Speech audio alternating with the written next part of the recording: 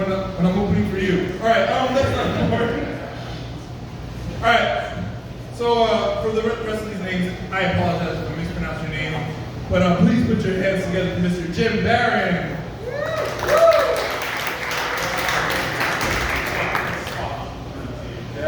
That was the hard one. That was probably the hardest one you're going to get all day. Hey guys, how's it going? All right, yeah, we good? All right, cool, fantastic.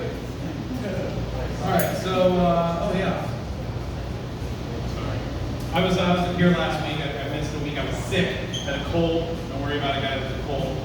But I'm all better now, so if anybody wants to kiss after the show, I'm game. Let's see what I got. So my wife left me back in March, which isn't the joke. But I'm still single 8 months later, which is the real joke here, because who can resist all of this?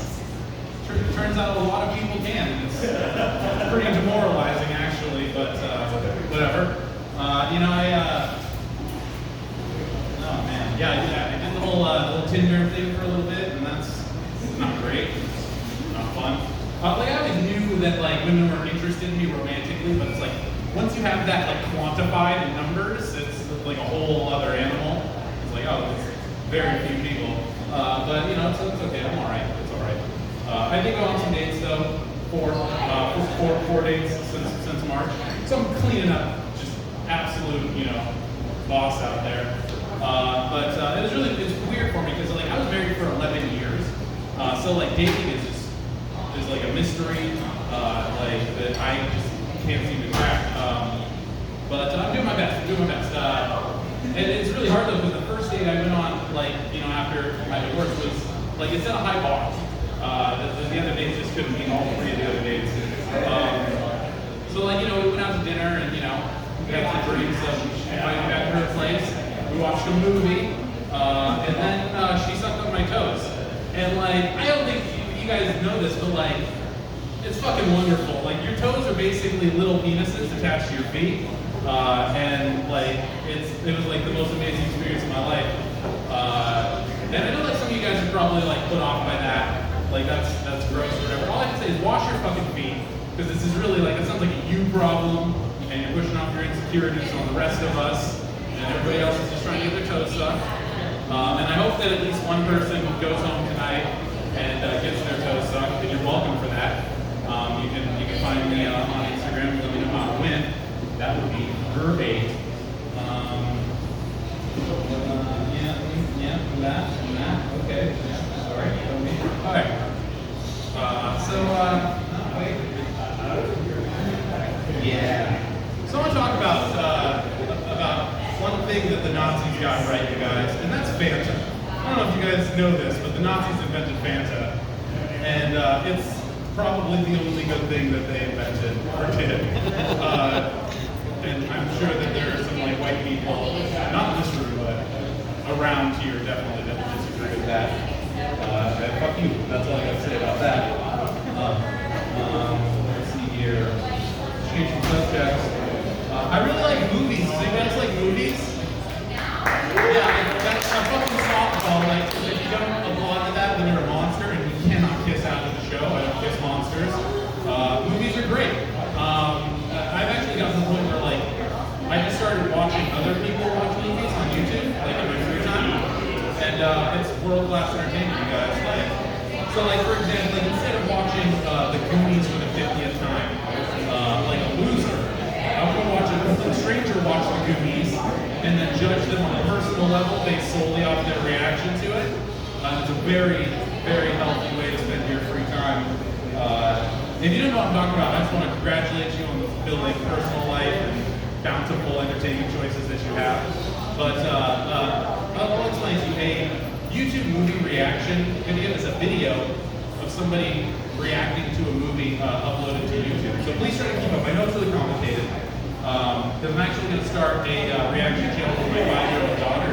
Because she has not seen any good movies, you guys. She's a fucking nerd, nothing. So we're recording our first video tomorrow. First movie is going to be Saving Private Ryan. So make sure to like and subscribe. You want to watch a 5-year-old watch a fucked up horror movie, everybody should.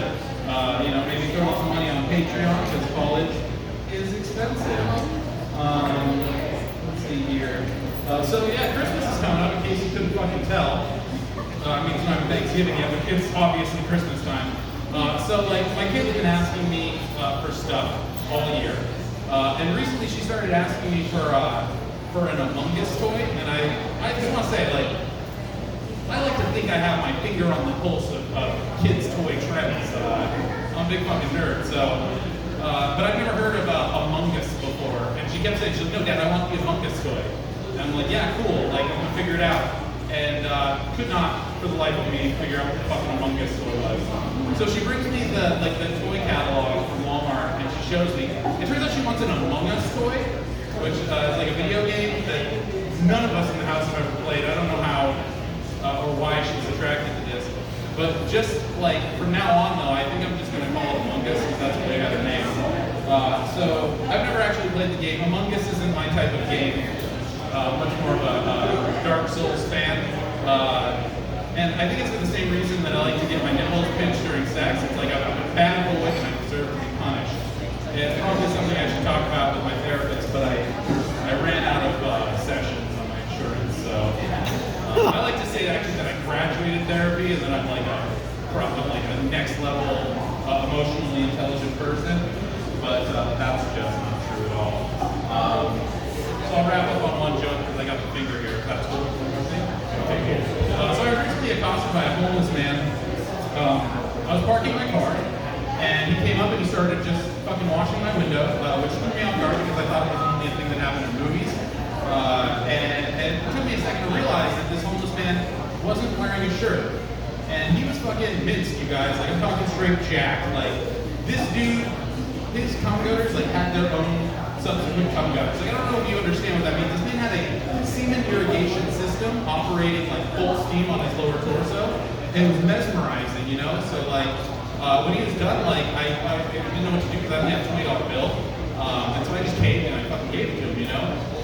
And then I sucked his dick. And I know you guys are probably thinking, like, whoa, man, that's way too much. Like, he's homeless. One of those two things would have been more than enough for him. And all I have to say is you weren't fucking there, okay? And so that's all I got today, guys. Thanks. Big one for Dr. Sheldon Cooper, everybody.